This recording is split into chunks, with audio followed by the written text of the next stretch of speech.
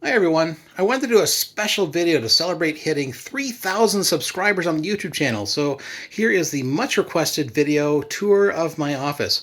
So this is my desk where I do all my work on FreeDOS, record all the videos, work on the website, do all the coding, things like that.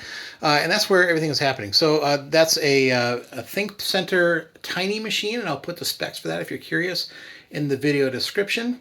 On its right, I have a TARDIS USB hub. I'm a huge fan of classic Doctor Who, and so I picked up this TARDIS USB hub from ThinkGeek when ThinkGeek was still alive, and so I use that one actually quite a bit. I also want to show off my piece of art back here. So this piece of art comes from I'm not quite sure. I can't quite read the artist there, but this is a number of penguins marching off to Redmond. And I picked that one up years ago at a conference in Wisconsin called WisCon. And it's one of my favorite pieces of art in this room.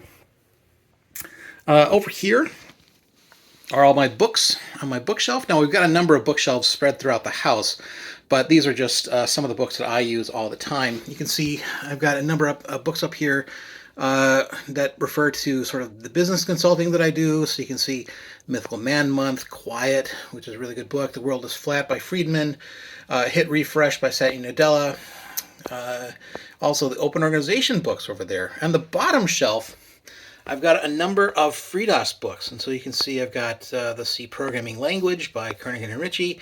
I've got the Borland C++ user manual. Of course, I got the copy of the FreeDOS kernel from Pat Villani, and a number of other books back there, like the MS-DOS Programmer's Manual, things like that. I also have, over here next to my recycling, a number of other books that have been given to me recently. I haven't actually done anything with them yet in terms of sorting them. But you can see here I've got the Structure and Interpretation of Computer Programs. I've got the Lisp second edition. I'm not actually a Lisp programmer, but it's one of those things you kind of like, can I learn it? And so we'll see if I can learn that. That's the Yeti microphone that I use for recording all my videos, and just sort of over there is my sort of bin full of stuff. Up here, I'm also a huge Star Wars nerd, and so my brother-in-law gave me this art, and I really like it. It shows all the different ships in the more recent Star Wars movies.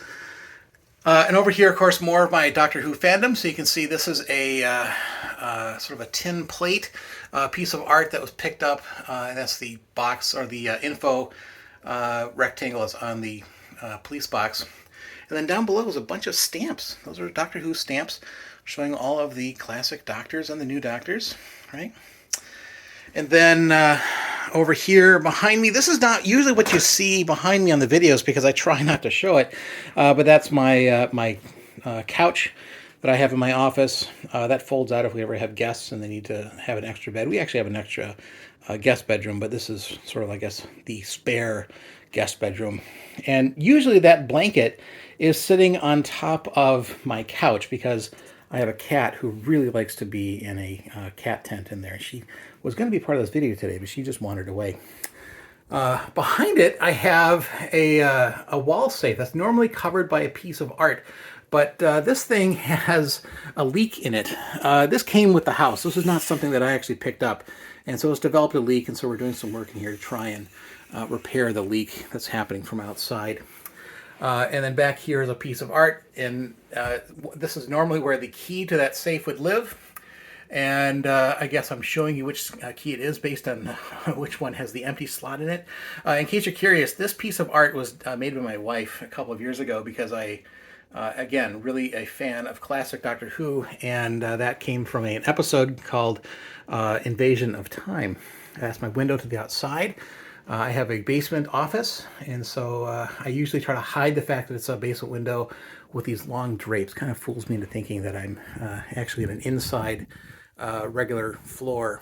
And so if you close those drapes, it kind of feels like you're on the main level. Over here is my Credenza.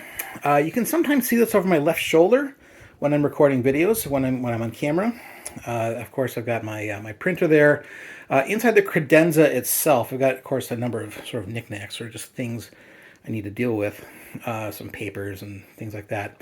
But I also have a Raspberry Pi sitting on the bottom shelf there. You can probably kind of see it there in the front. And that Raspberry Pi is driving my printer over the network. And then sort of turning around over here, I've got the just an office, but it's an old bedroom, and so that's just my closet that I have things in. On there, I have an easel pad. I do consulting, I do training and workshops and coaching, and so that was one of the plus deltas at the end of one of my more recent engagements. And then over here, back into the door, I've got. Actually, this over here is kind of neat. So this, you can have calendars made up based on photos that you have. And so this is a calendar that we made with each month is a different photo of our cats. We had 3 cats up until March this year, and then Fafner passed away. But we have Zoe is this month for looking at November, and then next month I think is December. Well, December obviously, but if that will be, yeah, that'll be Fafner there sleeping under a Christmas tree. So yeah, you can have your own calendar made sort of based on photos, and we did that last year based on photos of our cats. And then that's the end of the tour of my office. Thank you.